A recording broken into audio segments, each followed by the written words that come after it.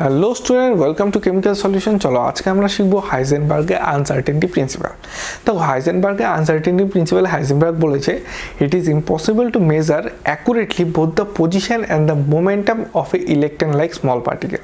তাহলে একটা electron like small পার্টিকেলে তুমি একই সাথে তার পজিশন এবং তার মোমেন্টাম কোনোদিনই মাপতে পারবে না।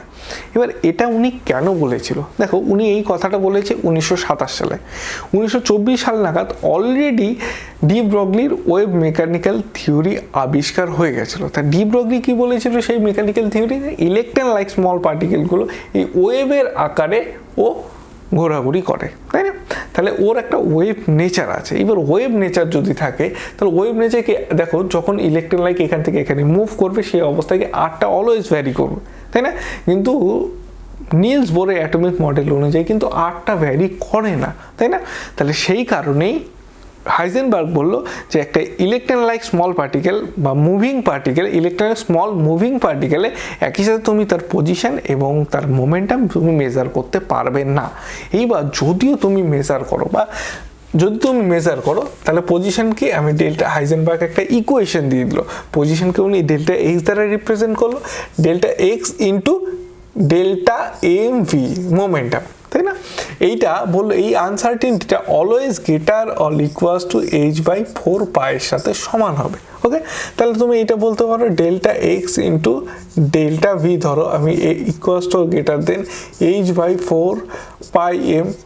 ওকে, এবার এই ভ্যালুগুলোকে তুমি যদি লিখো, দেখো এই ভ্যালুকে তুমি যদি লিখো 6.626 into 10⁻³ joule second, 4 into 3.14 into mass কি 9.11 ইন্টু 10⁻31 কেজি। ওকে, তাহলে এই ভ্যালুগুলো যদি তুমি বসাও যে এই যে আনসার্টেনিটি, পজিশন আর ভেলোসিটি আনসার্টেনিটি পার্টটুকু, এটা অনেকটাই একটা বড় ভ্যালু হয়ে দাঁড়ায়। বোঝা গেল? সেই বড় মানে অনেকটাই বড় ভ্যালু। তার মানে কি এই আনসার্টেনিটি অফ পজিশন এবং ভেলোসিটি এটা অনেকটা বেশি। মানে তুমি যদি মেজার করো তার আনসার্টেনিটিটা অনেকটা বেশি। মানে আনসার্টেনিটি মানে তুমি মেজার করতে পারো, বেশি মানে কি আনসার্টেনিটি মেজারই করতে পারবে না, তাই না? এইবার দেখো এই ইকুয়েশনগুলোকে এই হাইজেনবার্গ আনসার্টেনিটি প্রিন্সিপালের যে ইকুয়েশনগুলো আছে এই ইকুয়েশনগুলো অনেকগুলো ভাবে রিপ্রেজেন্ট করা যায়। ওকে, এবার দেখো সেই রিপ্রেজেন্টেশনটা একটা একটা করে শিখে নাও। দেখো এখানে তুমি কি বলতে পারো, এই ডেল্টা এক্স এটা তো একটা হাইজেনবার্গ, এটা তো একটা ইকুয়েশন, তাই না? এটা একটা ইকুয়েশন যেভাবে তুমি রিপ্রেজেন্ট করলে, আবার এই ইকুয়েশনটাকে তুমি এইভাবেও রিপ্রেজেন্ট করতে পারো। তাহলে এখানে দুটো অলরেডি আছে। এইবার দেখো আরও কী পারো, তাহলে তুমি ডেল্টা এক্স ইন্টু এটি এমভিটাকে তুমি কি পি হিসেবেও রিপ্রেজেন্ট করতে পারতো, ডেল্টা পি বা পি, তাই না? এমভিকে তো পি হিসেবেও রিপ্রেজেন্ট করা যায় h/4 পাই। বোঝা গেল? পি কি মোমেন্টাম, তাই না? তাহলে এই মোমেন্টাম এইটাকে আরোভাবে রিপ্রেজেন্ট করা যায়। তাহলে এটা একটা রিপ্রেজেন্টেশন হলো, এবার নেক্সট আরোভাবে রিপ্রেজেন্ট করা যায়। দেখো আমি এখানে মোমেন্টাম, ধরো আমি লিখলাম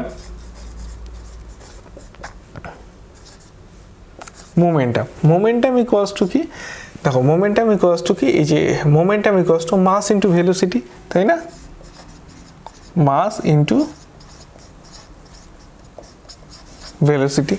ওকে, এবার আমি এখানে এটা কাজ করতে পারি। দেখো এটা আমি মুছে দিয়ে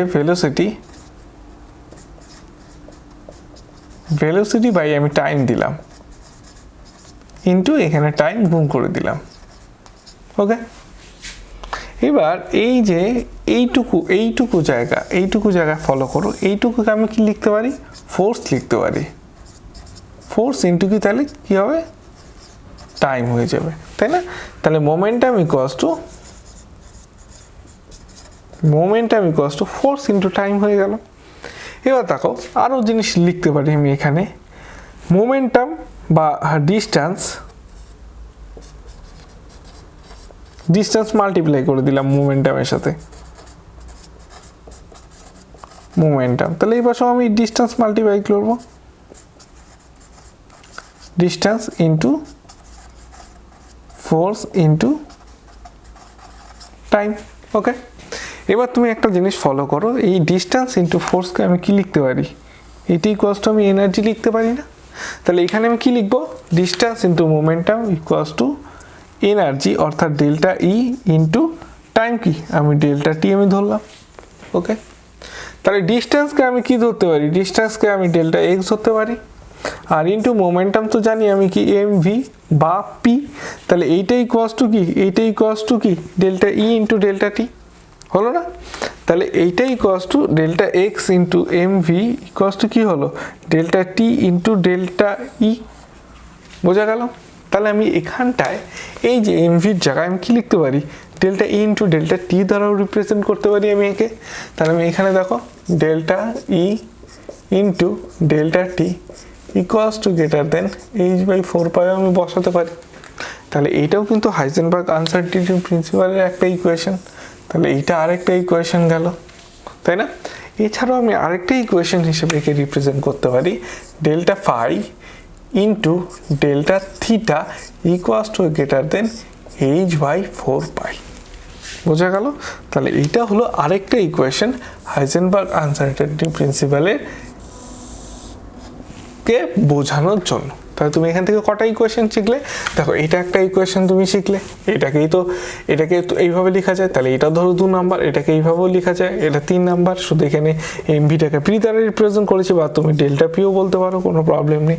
ওকে, এবার এটাকে কি delta E into delta T দ্বারা রিপ্রেজেন্ট করা যায়, আবার কি delta phi into delta theta দ্বারাও রিপ্রেজেন্ট করা হয়। এগুলো অলওয়েজ কী হবে, এই ভ্যালুগুলো greater or equals to h/4 সাথে সমান হবে।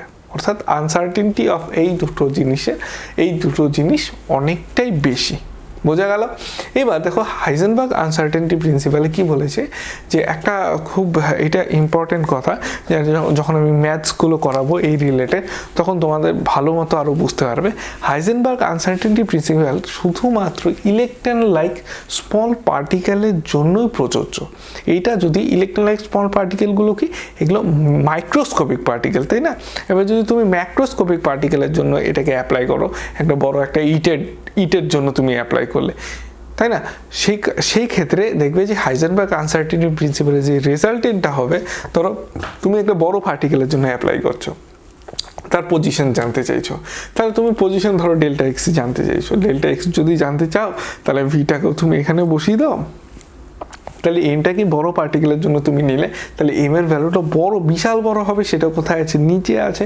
সেই অবস্থায় এই ডেল্টা এক্স এর ভ্যালুটা এতই ছোট হবে, বা ডেল্টা ভি তুমি ডিটারমাইন করতে চাও একটা বড় ম্যাটারে, এমটা তুমি নিচে আছে, তাই এটার ভ্যালুটা এতটাই ছোট হয়ে যাবে, এই পাশের ভ্যালুটা, এই ডান পাশের ভ্যালুটা এতটাই ছোট হয়ে যাবে, যেটাকে তুমি ডিটারমাইনই করতে পারবে না, তার ভেলোসিটি বলো, তার পজিশন বলো।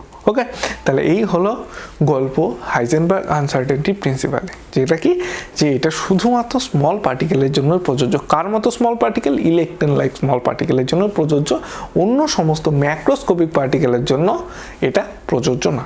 বোঝা গেল?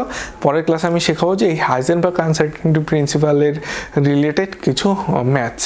ওকে, তার ততক্ষণের জন্য গুড বাই, টাটা।